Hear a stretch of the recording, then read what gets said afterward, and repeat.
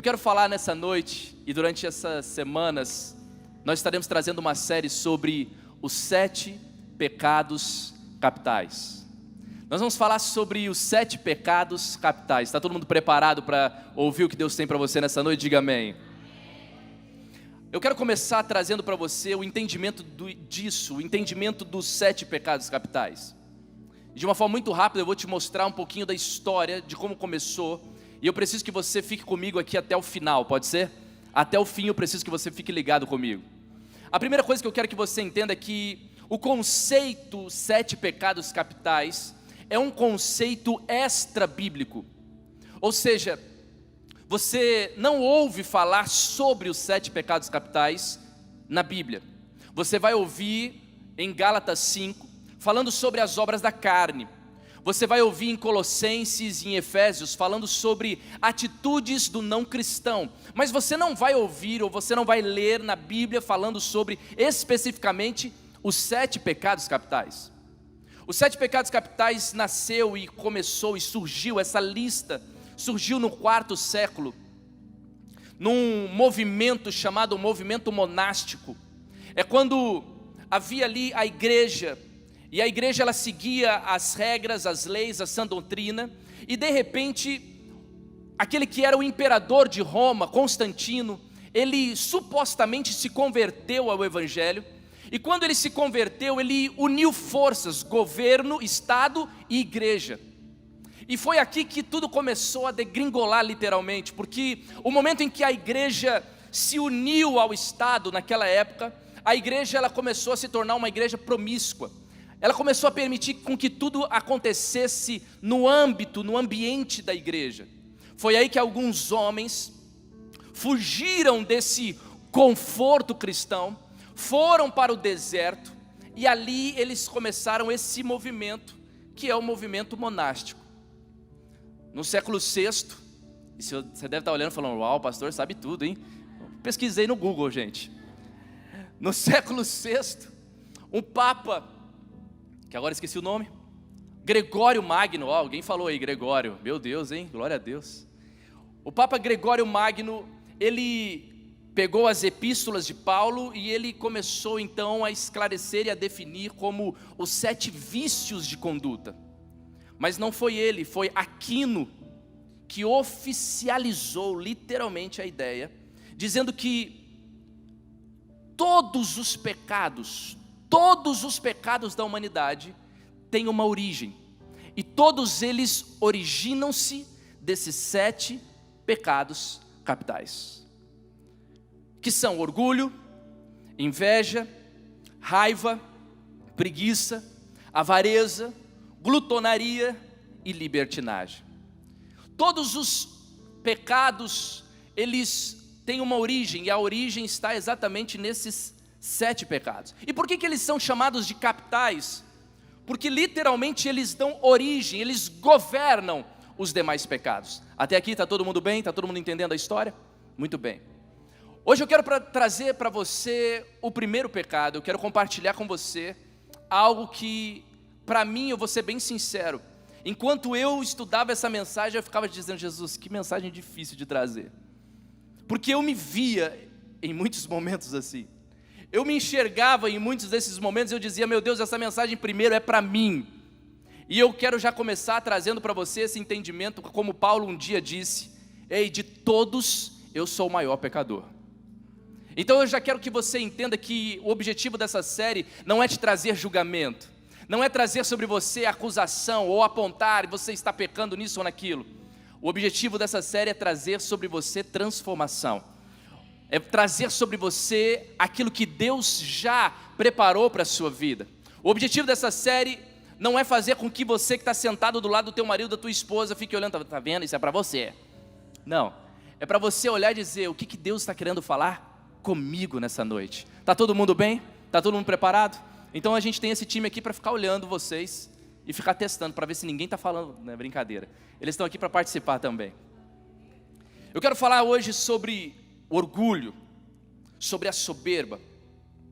E no entendimento desses que criaram a lista dos 7 pecados capitais, acredita-se que esse pecado, o pecado do orgulho e da soberba, ele é o maior de todos os pecados.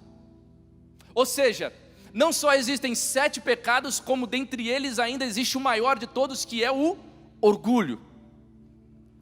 Esse pecado ele está literalmente atribuído ao pecado de Lúcifer. Isaías 14:14 diz: subirei mais alto que as mais altas nuvens e serei como o Altíssimo. Aqui o profeta Isaías, ele estava fazendo menção a Lúcifer, quando ele diz, e Lúcifer, em uma das suas indagações, ele diz: eu vou subir no mais alto lugar, mais alto que as nuvens, e eu serei como o Altíssimo. É incrível porque o orgulho ele está completamente ligado àquilo que Lúcifer sentiu, aquilo que Lúcifer determinou, e é por isso que hoje nós olhamos e muita gente pergunta para mim: pastor, quem criou o diabo? E a resposta é Lúcifer. Lúcifer criou o diabo no momento em que ele, o anjo que Ezequiel 28:15 diz, você era inculpável em seus caminhos. Olha só, você era inculpável em seus caminhos, desde o dia em que foi criado, diga comigo, criado, até que se achou maldade em você. O próprio Deus criou Lúcifer. E aqui eu quero que você entenda essa realidade, porque tudo é criação de Deus, tudo passou a existir pela criação do próprio Deus, mas chegou um momento em que Lúcifer olha e ele deseja ser igual a Deus. É o momento em que Lúcifer se torna diabo, dizendo: ei, eu não decido, eu não quero, eu não tenho para minha vida ser apenas uma criação, eu quero ser como o Criador. É o momento em que ele se enche de orgulho, se enche de soberba, de um ego absoluto. Mas a palavra está dizendo que Deus é único, só existe um Deus, e Ele não divide a glória dele com ninguém. Só existe um Deus, e esse Deus único é o Eu Sou. E o que Lúcifer não desejava era viver o Eu Sou, ele não queria viver o nós. A verdade é que ele queria ser eu. O momento em que Lúcifer olha e diz: eu não aceito ser o nós da criação, o nós do façamos a nossa imagem e nossa semelhança. Ele olha e diz: não, eu não aceito ser uma criação e participar do nós, eu quero ser eu. Está todo mundo me entendendo? Está todo mundo bem? Ele não queria ser a partir do eu sou, ele queria desejar e ser eu. Mas toda a criação diz respeito a nós. A nós. E quando ele veio à terra, lançado para fora dos céus, ele veio exatamente plantar esse mesmo sentimento no coração do homem. Quando em Gênesis 3, ele olha para Adão e Eva e ele diz: vocês poderão ser igual a Deus. Aquilo que um dia ele sentiu, aquilo que um dia ele desejou, agora então, lançado na terra, ele vem ao homem e diz: agora eu quero plantar isso no coração do homem, e quero trazer essa realidade no homem, dizendo: ei, se você comer desse fruto, você poderá ser igual a Deus. Quando a verdade é uma só: ninguém é como o Senhor. Ninguém se compara a Ele, o Altíssimo, o Soberano, o Deus Todo-Poderoso. Ninguém, não existe, é impossível. Mas talvez alguém aqui hoje diga: mas pastor, isso é para Lúcifer. Eu não sou assim, eu não quero ser igual a Deus. Talvez você olhe e diga: eu não tenho esse desejo, eu nunca pensei isso, meu Deus do céu, no máximo eu queria sentar naquela cadeira ali. Mas eu nunca desejei ser igual a Deus. Eu quero que você entenda que você não precisa querer ser igual a Deus para se considerar uma pessoa orgulhosa. Não. Basta você querer ser melhor do que alguém. Começou, né?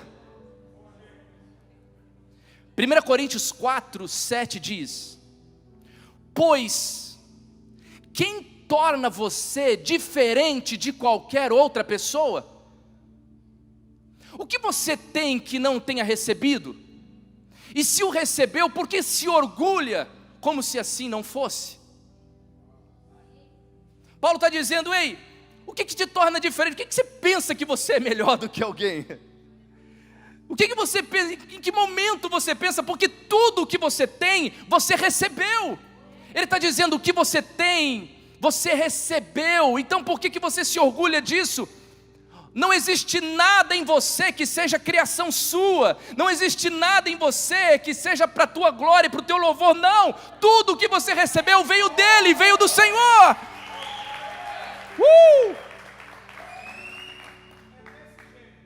Agora o orgulho, ele está literalmente atribuído a uma vã glória. Vã, porque a verdade é que a glória pertence somente ao Criador. Todo orgulhoso, ele vive uma vã glória, porque a única glória pertence àquele que nos criou. Tudo que nós temos é porque nós recebemos um dia. E não existe nada em nós que nós tenhamos conquistado por nós mesmos. Nada. Talvez você diga: mas eu tenho muitos talentos. Talvez você diga: mas eu tenho muitas habilidades. Talvez você diga: mas eu sou muito bom. Talvez alguém ainda olhe e diga: uau, eu é que deveria estar naquele lugar. Talvez alguém olhe e diga: eu é que deveria estar cantando, eu sou melhor do que ele. E é exatamente por isso que você não está cantando ainda. Ei, o seu caráter é mais importante do que os seus talentos. Não precisa cutucar a pessoa que está do seu lado, não faça isso, por favor. C.S. Lewis, ele tem uma frase que eu me apaixonei quando eu li. Ele diz assim: não precisa, preste atenção, não precisa que você se considere o primeiro, basta que você se considere o penúltimo. Não entendi não, pastor. É simples. Não precisa que não exista alguém acima de você, basta que exista alguém abaixo. O orgulhoso, ele olha e diz: eu não preciso ser o primeiro, mas eu também não quero ser o último. Eu prefiro ser o penúltimo, mas poder olhar e ver alguém abaixo de mim. Esse é o orgulhoso. E toda vez que eu olho de cima para baixo, o pecado de Lúcifer está em mim. Toda vez que eu procuro alguém que seja inferior a mim, eu estou dando legalidade para que o veneno de Lúcifer me alcance. Está todo mundo bem? O orgulho é o desejo de sempre estar acima do outro. É por isso que ele é considerado um pecado solitário. É incrível porque todos os demais pecados você consegue, de alguma forma, compartilhá-lo com alguém. Por exemplo, a gula. A gula é um pecado que você pode ter e você pode compartilhar com uma outra pessoa. Sim ou não? Vamos comer? E aí come, e a pessoa come. É possível você compartilhar com outra pessoa. Existem outros pecados que você pode compartilhar com outra pessoa. Por exemplo, a raiva.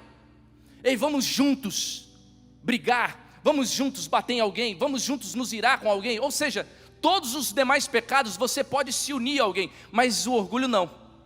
Como é que você vai chamar alguém para dizer: vamos aqui disputar para ver quem é melhor? Eu sou melhor ou você é melhor? Por isso ele é considerado um pecado solitário. Quando você se acha o melhor, quando você se acha melhor do que os outros, consequentemente você se isola de todo mundo. Naturalmente as pessoas se afastam de você, e você vive uma vida isolada. Está todo mundo bem aqui nessa noite? Não é para você que eu estou falando não, amém, gente? Estou falando aqui, ó. Estou falando só. Falando para mim primeiro.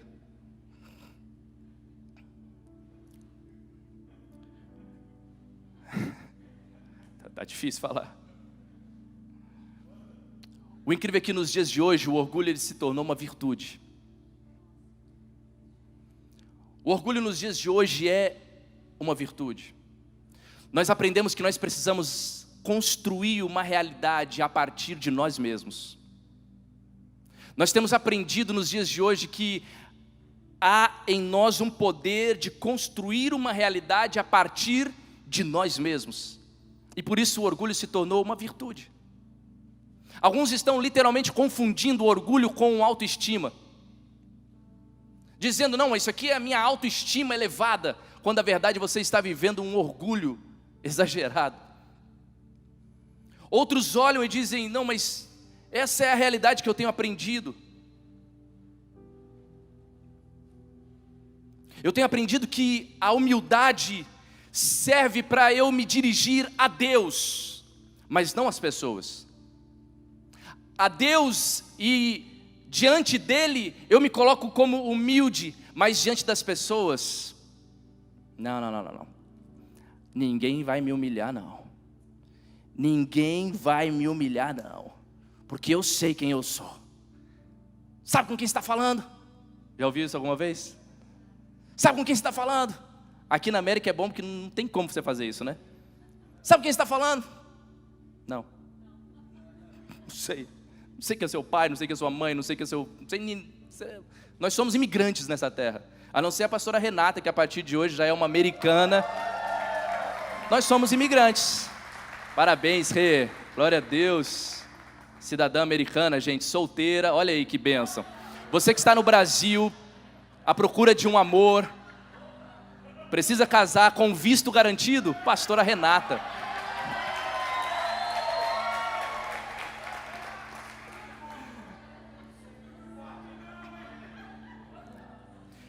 Volta aqui.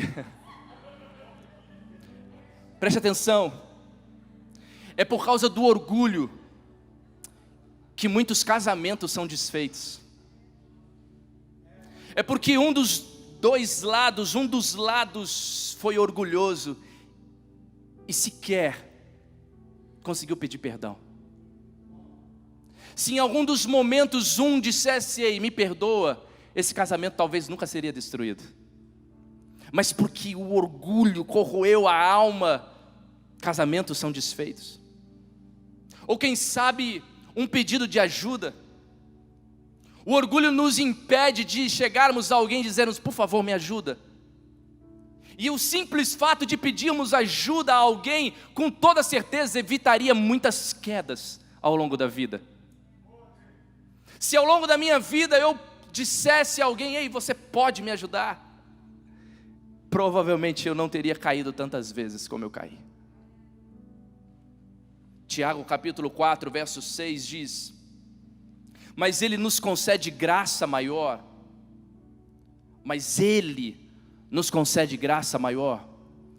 Por isso diz a Escritura: Deus se opõe aos orgulhosos, mas concede graça aos humildes. Você já parou para pensar nisso? O momento em que você se aproxima de Deus e tenta se achegar a Ele, você vê um Deus se opondo a você. Não, eu não vou falar com você. Não, eu não vou te ouvir. Não, eu não vou te escutar. Não, eu não vou receber. A palavra está dizendo: o Senhor, Ele se opõe àquele que é orgulhoso, mas ao humilde Ele concede graça. A humildade, ela é literalmente uma virtude que se contrapõe ao orgulho. Jesus fala no seu sermão da montanha: bem-aventurados os humildes. Ele diz: bem-aventurados os pobres de espírito. No Sermão da Montanha, Jesus traz como a primeira bem-aventurança: bem-aventurados são os humildes, porque a humildade é uma virtude que contrapõe o orgulho humano. Mas humildade não tem nada a ver com baixa autoestima. Humildade não tem nada a ver com complexo de inferioridade. Humildade não é fraqueza. Humildade não é covardia. Humildade não é ser miserável. Humildade não é ser pobre. Humildade não é ser medíocre. Não, isso não tem nada a ver com humildade. Algumas pessoas olham e dizem: não, eu sou muito humilde, pastor. Por quê, meu irmão? Porque eu não tenho onde morar. Não, você é miserável, você não é humilde. Isso é pobreza, não é humildade. Humildade é um lugar de total dependência em Deus. Humildade é poder olhar e dizer: tudo que eu tenho foi Deus que me deu. Tudo que eu sou veio do Senhor. Tudo que eu possa fazer virá do Senhor. Humildade é reconhecer: eu não sou nada sem o meu Criador. Eu não sou nada sem Deus. Humildade é total dependência no meu Criador. Uma das principais características de uma pessoa humilde, ela é ser ensinável. Uma das características de alguém humilde é porque é uma pessoa que sabe aprender, senta para aprender, é ensinável. O humilde, ele não acha que sabe tudo. Aí já tem o marido já olhando para a esposa falando: O humilde, ele não acha que ele está sempre certo. Já o orgulhoso, ele prefere estar certo a ser feliz. O orgulhoso, ele olha e diz: não, eu prefiro estar certo do que ter uma vida feliz. O humilde, esse aqui é uma frase de Cortella: o humilde sabe que não sabe o que o outro sabe. Quer que eu repita? O humilde sabe que não sabe o que o outro sabe. Ele olha e diz: eu preciso de você. Eu não consigo sozinho. Eu preciso de você. Eu quero encerrar com esse texto. Filipenses 2 diz assim, capítulo 2, versos 5 a 8: seja a atitude de vocês a mesma de Cristo Jesus, que embora sendo Deus, não considerou que o ser igual a Deus era algo a que devia apegar-se, mas esvaziou-se a si mesmo, vindo a ser servo, tornando-se semelhante aos homens, e sendo encontrado em forma humana, humilhou-se a si mesmo, e foi obediente até a morte, e morte de cruz. Pode aplaudir mesmo a Jesus. Talvez você tenha olhado tudo isso e você tenha se identificado em algum desses momentos, e a pergunta que você faz é: ok, pastor, eu já entendi, eu sou um orgulhoso, mas agora qual a solução para o meu orgulho? Qual a solução para o meu marido orgulhoso? Tem jeito?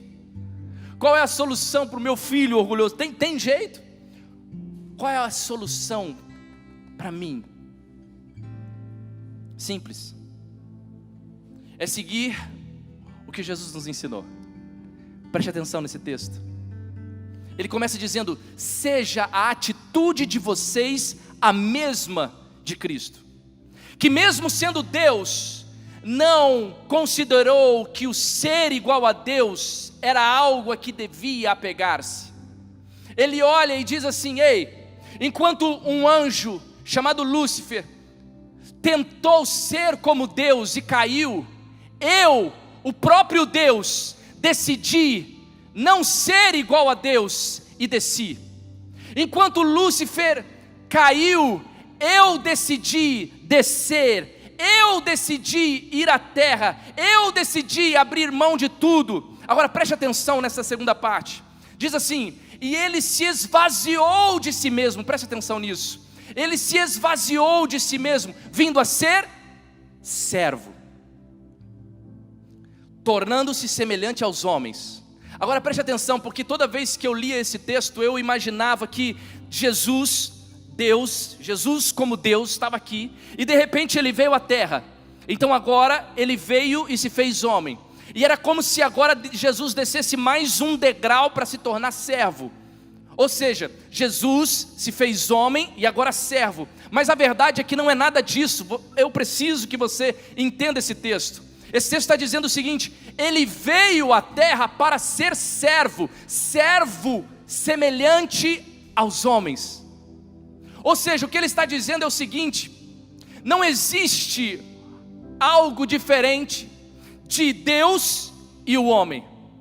Não existe algo diferente entre o Senhor e o seu servo. Ele está querendo dizer o seguinte: todo homem deve servir, assim como todo servo é homem. Ele está dizendo: todos devem servir aos outros, assim como Cristo desceu, se fez homem, e como o homem era servo, e como servo se esvaziou de si mesmo para servir a outros. Pastor, o que você está querendo dizer com isso? Eu estou querendo dizer que a nossa forma original é sermos vazios de nós mesmos. A nossa forma original como homem, mulher que somos, é nos esvaziarmos de nós mesmos, das nossas vontades, dos nossos costumes, dos nossos prazeres, do eu, e começar então a agirmos como seres humanos que são servos. Servos de quem? Servos de Deus e servos uns dos outros. É olharmos para os nossos irmãos e dizermos: ei, o que eu posso fazer por você? O que você precisa? Como eu posso te servir? Como eu posso ser útil a você? Não é olhar de cima para baixo dizendo: ei, você está embaixo e eu sou melhor. Não, é poder se colocar abaixo e dizer: eu estou aqui para te servir, eu estou aqui para te servir. Ah, meu irmão, se você entende essa verdade, vamos em nome de Jesus mandar embora todo o orgulho da nossa vida e vamos dizer: Jesus, eis-me aqui.